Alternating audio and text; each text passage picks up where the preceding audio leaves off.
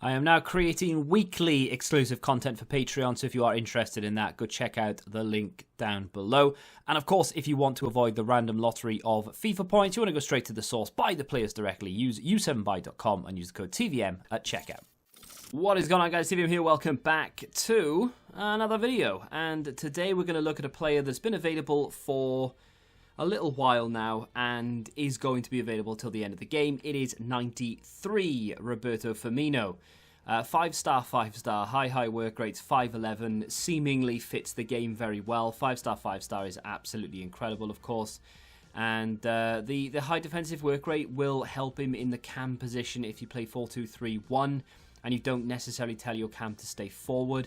If you play any other formation, then of course it may hinder you, but it's a blessing in disguising. A lot of people would prefer not to have the high defensive, but me personally, it actually really helps me, so I was very happy to go and pick him up and put him in the team. Now, full disclaimer, before we get into it, as many of you may know, I am a Liverpool fan. I'm not biased towards Liverpool players or any other player within FIFA, because it's a video game, and I'm far too old to care about criticising a Liverpool player in a video game. So if he's not very good, I will tell you.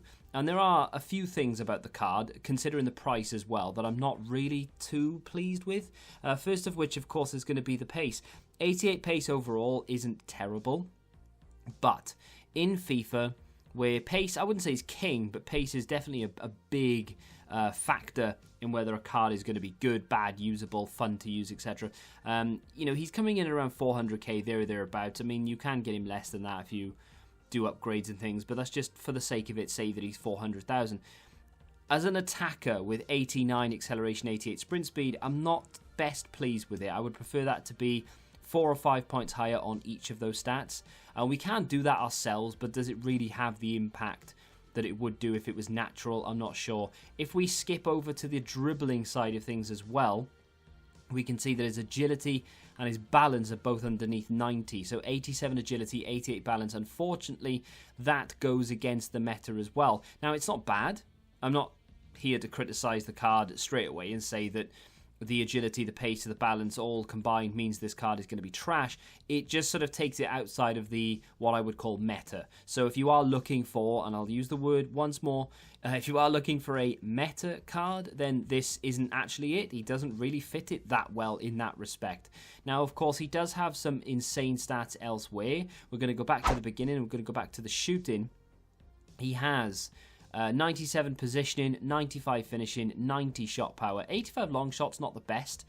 Didn't really hit many because I never really do it. You know, it's not like I'm not going to go out of my way to force it necessarily. If the opportunity presents itself, I will take it, or I will attempt to take it. But on this occasion, there wasn't really an instance where I could take a shot with Firmino, so I didn't really test it. But in my experience, unless you've got someone with really good high long shots or the goalkeeper is out of position, it's probably best to try and look for the ball across goal or to try and tick-a-tacker your way into the penalty area.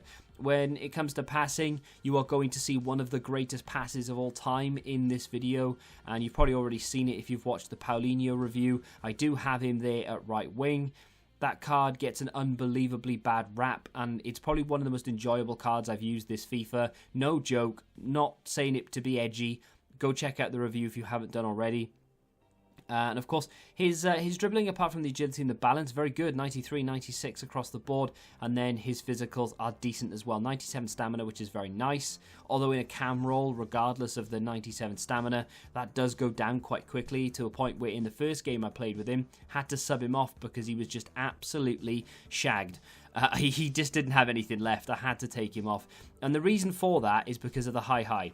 So he will bust a gut to get forward, he'll bust a gut to get back, and of course it doesn't matter if you've got 99 stamina. If you are literally running up and down the pitch constantly for 70 minutes, you are going to be out of breath, you're going to be fatigued, and you're going to need to come off, and that's just the way that it is. If you play him as a striker, not a problem. But as a cam, with no instruction, that's the pass, by the way. And look at that for a finish. That was a lob as well, and it was intended. And I was so happy that I scored that goal. I very rarely watch replays, but I did there. I don't care if it's toxic. That was a crazy good pass and a very good finish. Now, you're going to see an awful lot of these type of clips where we literally just get the ball with Firmino and we play a very good ball. Maybe he doesn't take a very good first touch or second touch, and then he has to recover. But either way, you can see the mobility on him. It doesn't really hinder him that the agility and the balance and even the pace are not that high. I thought it would do, and you go, he loses the ball, but he gets it back again. Good interception. He doesn't have the best of interceptions. He doesn't have terrible defensive stats, to be fair, which is a little bit of a surprise because obviously he's an attacker. And this time Hazard with a good ball over the top. Of course, Firmino is going to be the one in the middle to receive this from Mendy. Going back to that agility very quickly, more often than not, of course, when you've got a player who doesn't necessarily have extremely high agility and balance, you do feel a little bit of a sort of drag in them. They do slug a little bit, but he doesn't. He feels fine, actually. It might be down to the lean body type and the height that sort of make up for the lack thereof of pace and agility. With the engine chem style, of course, we do give a little boost to everything that we need. So we get 94 acceleration, 93 sprint speed, 92 agility, and then 98 balance. And of course, the reactions go up to 98. We tip the dribbling and ball control up to max. And then, of course, he still has that lean body type. So I think that definitely plays a big part in why this card feels just perfectly fine. There's absolutely nothing wrong with this card's mobility. So there we go. Now, you'll look at it and you'll go, well, the natural agility is not very high, so I'm not interested. And that's fair enough. That's your prerogative or whatever it may be. And I get it. I do understand. It's like the people who can't play with players on 7 or 8 chem, even though it doesn't really make a difference. Because I used to be that player. I used to not want to play unless my players were on full 10 chem. Now I don't care. I play people everywhere because it doesn't really make a difference unless you're looking for fine margins at the top of like top 100 or something. But the finishing on Firmino when he gets into the position is very good. Of course, it's really handy to be able to use either foot. He's very tricksy in and around the penalty area as well. Of course, if you do play him as a striker, you'll get a little bit more involved in terms of the goal scoring action. Myself, personally, I tend to sort of veer more toward using him as a cam. I don't know what it is. I just find that him as a cam works so much better because of his passing range, his ability to finish when he does get into the area, and that there. Now, I laid it off to Paulinho purely because I wanted to give Paulinho the opportunity to score, and because I was reviewing him and I kind of wanted to get involved to sort of bump up the clips a little bit. And it was just there. You know, the opportunity presented itself, so I thought, why not? Going to give this a go. But he comes from deep quite a lot, and of course his high attacking work rate is always going to force him into the penalty area very, very late, and he gets an awful lot of goals that way. Like I said, he could have scored had he not laid it off to Paulinho. Another great ball from him there, little layoff to the outside. It was beautifully weighted into the path of Mendy, who does mess it up there because I was trying to get that final cross with the 89, 87, I can't remember which one. And then of course we do recover and score. Didn't have nothing to do with Firmino that, but either way. That card is expensive at 400,000 coins. I won't lie to you. I would say, I mean, expensive is maybe a strong word, because there are cards out there who are going for an awful lot more who are not as good as Firmino. There are flashback and player moments cards that are available as SBCs that are ridiculously expensive that I wouldn't necessarily say are as good as Firmino. The problem with this is the level of cards that have come out lately. So even Fabinho, they don't play in the same position, but Fabinho is so much cheaper than Firmino, and he is a banging card. You had Ndombele who came out.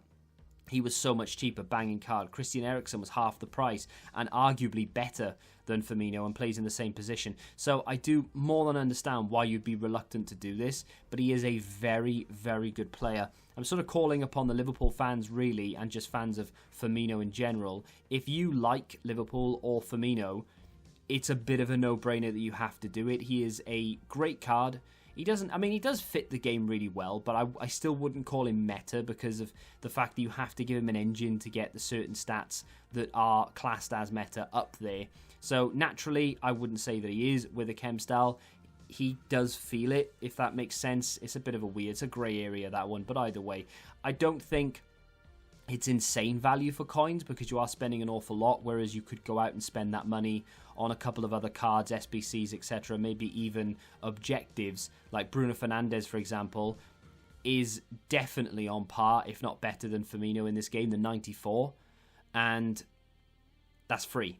Okay, time-consuming, sure, but it's free. If you can get both in the same team, by the way, you are going to have one hell of an attack. I liked it a lot. I wouldn't say it's the best card I've ever used, not by a long chalk, but it is definitely a card that is definitely worth grinding for now that you have the 82 to 88, you've got the 81 pluses, bronze to silver packs, and yeah, you can get it done quite quickly. I actually managed to offset the price of this by about 200,000 coins by doing half an hour of those upgrades, and I probably spent maybe 15k on bronze packs, and I managed to get myself the cards I needed to complete this. You can check that out on the Road to Glory probably tomorrow. But let me know what you think of Firmino in the comments. I think he's worth it, in all honesty, but hey, that's just my opinion. Let me know what you think of him. If you have enjoyed the video, hit the like button, subscribe to the channel for new, and until the next time, goodbye. Football Index. The game changed. Download the app now.